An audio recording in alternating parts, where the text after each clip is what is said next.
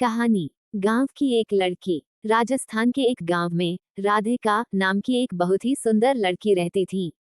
वह एक गरीब परिवार से थी। उसके पिताजी घर का खर्च पूरी तरह से नहीं उठा पाते थे, इसलिए राधिका जंगल से लकड़ियां काटकर उन लकड़ियों को बाजार में बेचती थी। इस तरह से उनका घर का खर्चा चलता था। राधिका अब 21 साल की हो गई थी और उनके माँ बाप को अब चिंता होने लगी थी कि उसकी शादी बिना पैसों के हम कैसे करेंगे। मगर राधिका को अपनी शादी की कोई भी परवाह नहीं थी, क्योंकि वो अपने परिवार से बहुत प्यार करती थी और राधिका इतनी खूबसूरत थी कि उसके कई रिश्ते आते रहते थे, मगर वो सबको मना कर देती थी। पर किशन नाम का एक लड़का राधिका से बेहद प्यार करता था और राधिका के मना करने के बावजूद वो रोज बाजार में राधिका की लकड़ियां बिकवाने पहुंच जाता था। राधिका किशन से प्यार नहीं करती थी, क्योंकि शायद राधिका को किशन के प्यार पर भरोसा नहीं था। किशन भी एक गरीब परिवार का ही लड़का था। उसके पिताजी बाजार में सब्जी की रेहड़ी लगाते थे, लेकिन शायद किशन के पिताजी को मालूम था कि वो राधिका से बेहद प्यार करता है, क्योंकि उनका लड़का किशन अपने पिताजी को ये कहकर राधिका की लकड़ियां बिकवाने चला जाता था कि पिताजी, राधिका का परिवार हमसे भी ज्यादा गरीब है, इसलिए मैं उसकी लकड़ियां बिकवाने जाता हूँ। लेकिन किशन के पिताजी को उसकी ये बात अच्छी लगती थी कि वो एक गरीब लड़की की सहायता करता है। लेकिन राधिका को किशन के साथ लकड़ियां बिकवाना बिल्कुल अच्छा नहीं लगता था और एक दिन राधिका ने किशन के पिताजी से उसकी शिकायत ही कर दी और उसके पिताजी से ये कहा कि किशन उसके जबरदस्ती चेप होता है और इसे ये कह दीजिए कि आज के बाद मेरी लकड़ियां बिकवाने मेरे साथ ना आए और मुझे इसकी सहायता की बिल्कुल भी जरूरत नहीं है। ये कहकर राधिका वहां से चली जाती हैं। राधिका की यह बात सुनकर किशन बहुत उदास हो जाता है और वह अपने कमरे में चला जाता है। अगले दिन जब राधिका बाजार में लकड़ियां बेचने गई तो किशन उसके पास लकड़ियां बिकवाने नहीं गया और उस दिन राधिका की लकड़ियां बहुत कम बिकी थी और बहुत सारी लकड़ियां बच गई थीं। अब राधिका को बहुत देर हो गई थी, मगर उसकी लकड़ियां नहीं बिक रही थी। तब उसने सोचा कि आज तो बहुत कम लकड़ियां बिकी हैं और घर का खर्च कैसे चलेगा।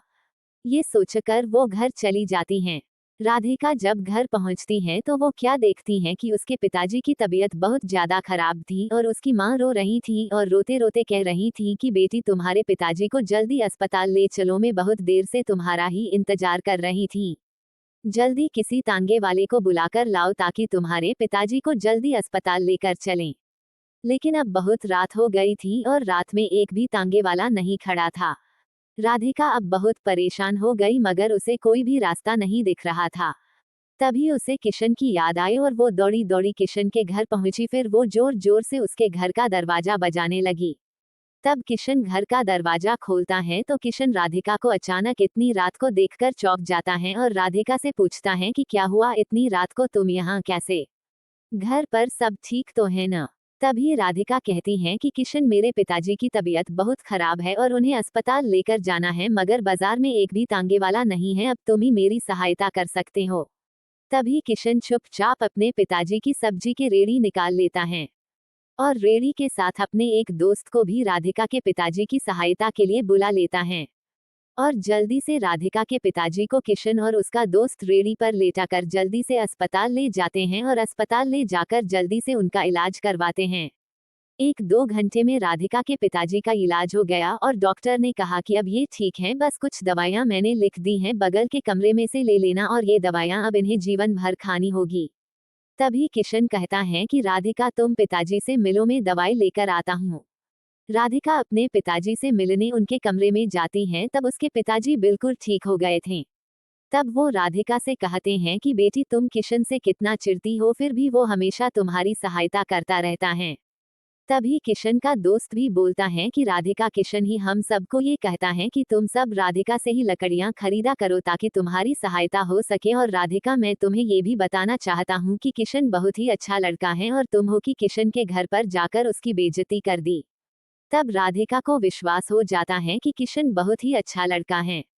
इतने में ही किशन दवाई लेकर आ जाता है और राधिका से कहता है कि मैंने तुम्हारे पिताजी की सभी दवाइयां ले ली हैं और डॉक्टर ने भी छुट्टी दे दी है, चलो अब घर चलते हैं। अब सुबह के 6 बज चुके थे। हॉस्पिटल के बाहर ही तांगे वाला खड़ा हुआ था। किशन ने अपने दोस्त से कहा कि तुम रेहड़ी लेकर घर पहुंचा देना, मैं तांगे से राधिका के पिताजी को घर छोड़ आता हूँ।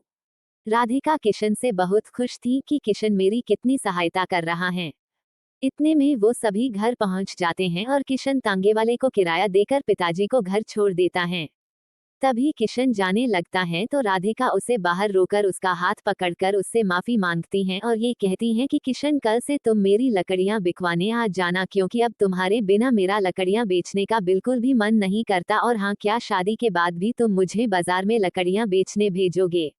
गांव की एक लड़की एक दर्द भर यूं ही देख रहा, मगर ये हुआ कैसे? तब राधिका कहती हैं, किशन, तुमने मेरा दिल जीत लिया। एक दिन था जब मैं दुनिया के सभी लड़कों से बहुत नफरत करती थी, मगर आज मुझे पहली बार तुमसे बेहद प्यार हो गया।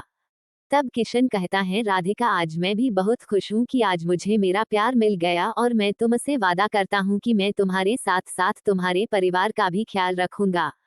तो दोस्तों, राधिका को अपने परिवार से बहुत प्यार था, इसलिए उसको ऐसा जीवन साथी मिला जो उसके साथ साथ उसके परिवार का भी ख्याल रखेगा।